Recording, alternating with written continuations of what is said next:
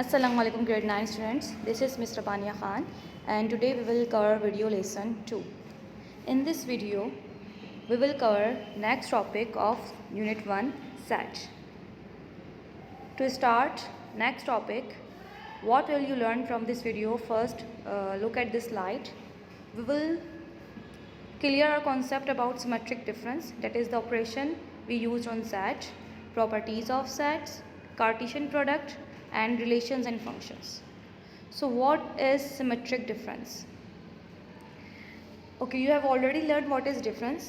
हमने last video में पढ़ा था कि डिफरेंस क्या होता है. हमने कहा था भाई दो सेट्स होते हैं हमारे पास A and B. Let's suppose we have two sets, set A and B. तो हम कहते थे कि जब भी हम A से B को माइनस करेंगे तो A में जो रिमेनिंग एलिमेंट्स होंगे कॉमन एलिमेंट्स को कट करने के बाद वो एलिमेंट्स आके कहलाएंगे A माइनस B. लेकिन सिमेट्रिक डिफरेंस उससे थोड़ा सा डिफरेंट है. किस तरह से डिफरेंट है? Look at this slide. The set containing those elements which are either in set A और सेट बी. वो सेट जिसके अंदर वो एलिमेंट्स हों जो सेट ए में हों या सेट बी में हों, लेकिन दोनों सेट्स में ना हो, but not in both set A and set B. Let suppose we have example set A is equals to 1 2 3 4 6, set B is equals to 1 3 5 7. ये दो हमारे पास सेट्स हैं. Then there A symmetric B would be 1 2 3 4 6, symmetric operator हम बीच में लगाएंगे. Next 1 3 5 7. अब इनमें पहले हम ये देखेंगे कॉमन एलिमेंट्स कौन कौन से हैं. पहले हम कॉमन एलिमेंट्स को कट कर देंगे. Here we have common element 3 and 1 and 3 common elements there. तो हम दोनों को कट कर देंगे. बाकी हमारे पास दोनों सेट्स में जो रिमेनिंग एलिमेंट्स होंगे हम वो नीचे राइट डाउन करेंगे. We have 2 4 5 6 and 7. Asymmetric B is also called A union B minus A intersection B. Next we have properties of set. There are three properties of sets: commutative property, associative property and distributive property. In these properties we also have two properties. Commutative property of union of set, that is A union B is equals to B union A. Commutative property of intersection of set, that is A intersection B is equals to B intersection A. Associative property of union of sets, A union B union C is equals to A union B union C. And in distributive property of intersection of over union, intersection over union अलग है distributive property में और union over intersection अलग है. ठीक है. So intersection over union A intersection B union C, A intersection B union A intersection C.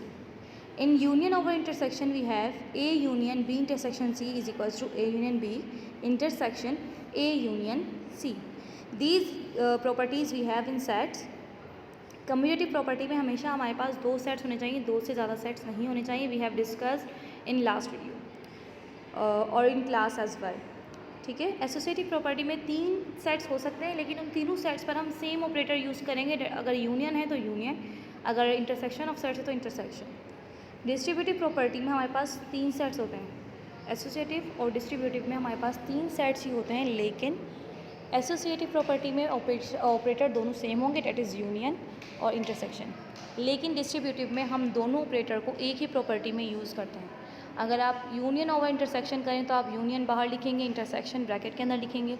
And if you are using intersection over union then you have to put intersection out of the bracket and union inside the bracket.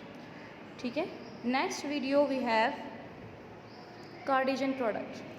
Now what is Cartesian product? Cartesian product denoted by A cross B. अब cross से आप सबको पता है कि cross is multiplication. तो Cartesian product में हम दो सेट्स को मल्टीप्लाई करते हैं. मल्टीप्लाई करने के बाद हम एक्चुअल मल्टीप्लिकेशन नहीं करते, बल्कि हम जो है ऑर्डर्ड पेयर्स बनाते हैं. Now what is ordered pair? This is new for you. Ordered pair में हम एलिमेंट्स को ऑर्डर्ड में लिखते हैं. For suppose here we have A multiply B. Set A is 1 2 3 and set B is A B. जब हम multiply करेंगे तो मल्टीप्लाई वाले जो सिंबल्स हैं उसको हम ऑर्डर्ड पेयर में पैरेंथेसिस में यानी कि स्मॉल ब्रैकेट्स में लिखेंगे. For suppose here we have 1 2 3 and A B. अगर पहले A है सेट तो पहले A के ही एलिमेंट्स आने चाहिए. अगर B है तो फिर पहले B के एलिमेंट्स आने चाहिए. यहाँ पर देखें A क्रॉस B है तो 1 पहले B से होगा, 1 पहले A से होगा, 1A, 1 फिर B से होगा,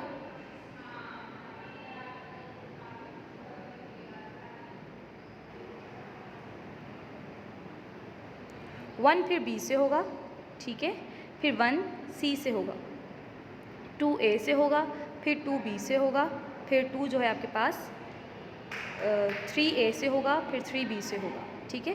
ये आपके पास ऑर्डर्ड पेयर्स हैं। यहाँ पर 1 बाद में नहीं आ सकता क्योंकि यहाँ पर A पहले है। अगर यहाँ पर B पहले होता तो यहाँ पर A पहले होता और 1 बाद में होता। इस तरह से A क्रॉस B हम जो है वो ऑर्डर्ड पेयर्स में लिखते हैं।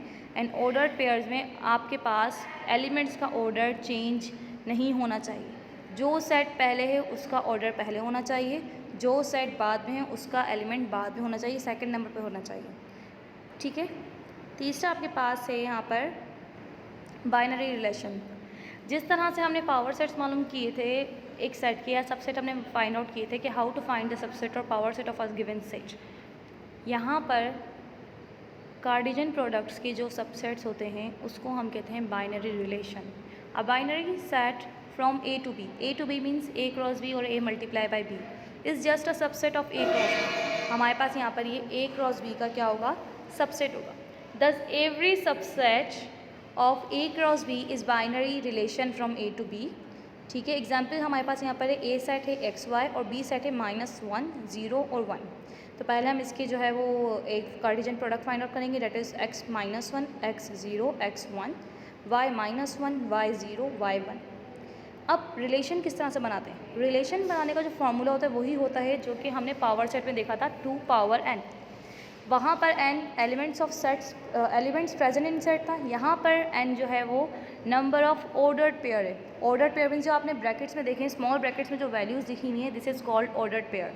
तो ये ऑर्डर्ड पेयर को हम काउंट करेंगे, वो आपका नंबर ऑफ ऑर्डर्ड पेयर का 2 पावर n। अब यहाँ पर देखें ऑर्डर्ड पेयर कितने, 1 2 3 4 5 6 ऑर्डर्ड पेयर हैं तो 2 पावर 6 आ जाएगा। तो 2 पावर 6 जितने ही बनेंगे आपको उतने बनाने हैं, ठीक है। वो भले 64 हों, वो भले आपके पास 256 हों, जितने भी हों आपको बनाने हैं, ठीक है। अब अगर आपको कहा जाए all the relation, right all the relation from A to B, तो आपको वो सारे के सारे 64 या आपको जो है 256 जितने भी बन रहे हैं आपको बनाने हैं। लेकिन अगर आपको कहा जाए कि राइट 2 रिलेशंस, राइट 1 रिलेशन और राइट एनी 4 रिलेशन, तो आपको कोई से भी 4 या कोई से भी 2 रिलेशन बनाने हैं उस सेट में से। रिलेशन किस तरह से बनाने, जिस तरह से हमने बनाया था अपना पावर सेट में रिलेशन सेट्स बनाए थे, सब सेट्स, उसी तरीके से बनाना। पहला रिलेशन आपके पास नल सेट होगा, भले आप बनाना चाहें नल सेट तो बना लें, नहीं बनाना चाहें तो ना बनाएं। कोई भी आप इसमें से ऑर्डर्ड पेयर पिक आउट कर लें, वो आपका क्या हो जाएगा, रिलेशन हो जाएगा।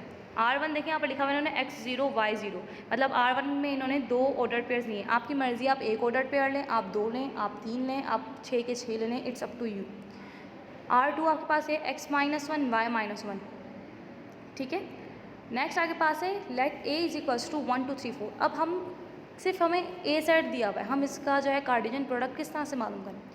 जब भी आपको सिर्फ एक सेट दिया जाए और कहा जाए कि कार्टेशियन प्रोडक्ट मालूम करें या कार्टेशियन प्रोडक्ट फाइंड आउट करें, तो आप उस सेट को उसी सेट से ही मल्टीप्लाई कर दें। यानी कि अगर हमारे पास यहाँ पर A है तो हम A को A से मल्टीप्लाई कर देंगे, that is A cross A या A मल्टीप्लाई बाय A। तो अब हम जब A को A से मल्टीप्लाई करेंगे तो A के एलिमेंट से ही मल्टीप्लाई होंगे।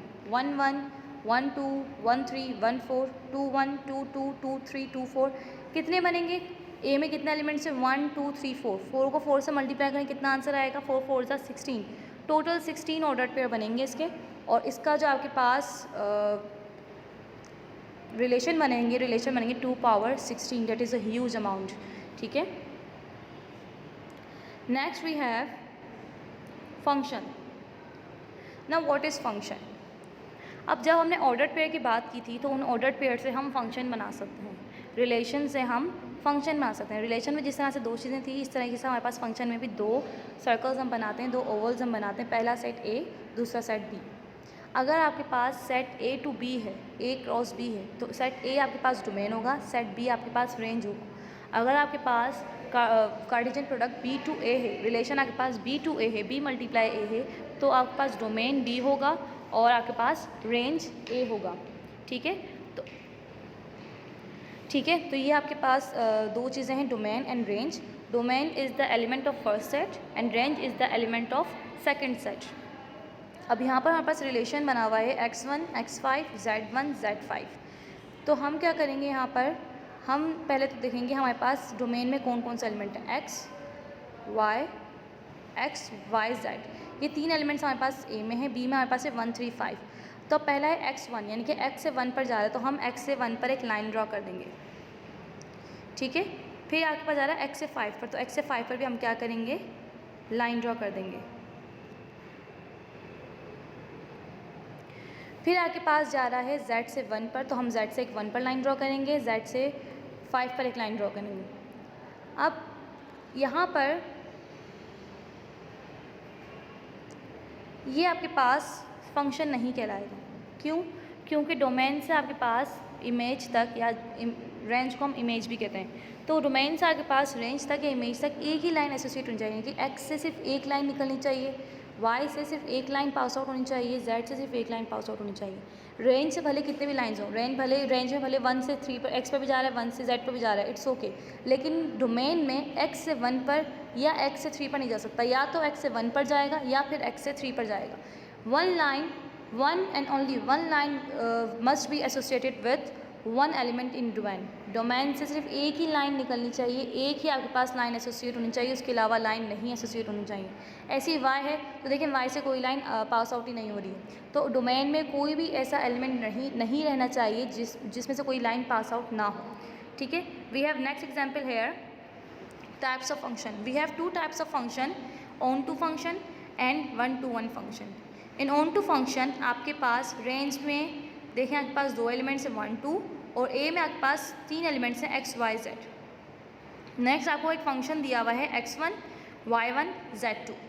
अब x से 1 एलिमेंट जा रहा है दैट इज़ 1 तक, y से 1 तक जा रहा है और z से 2 तक जा रहा है। अब देखिए डोमेन को अगर हम देखें तो डोमेन में तीनों में से एक एक लाइन ही पास आउट हो रही है, x से भी 1 लाइन जा रही है, y से भी 1 लाइन जा रही है, z से भी 1 लाइन जा रही है। लेकिन रेंज में आपके पास 1 से 2 लाइन पास आउट हो रही है, 2 से 1 लाइन पास आउट हो रही है। तो ये आपके पास कहलाता है ऑन टू फंक्शन, कि जिसमें आपके पास भले एक ही रेंज से 2 लाइन पास हो सकती हैं, तो उसमें आपको क्या आता है, ऑन टू फंक्शन।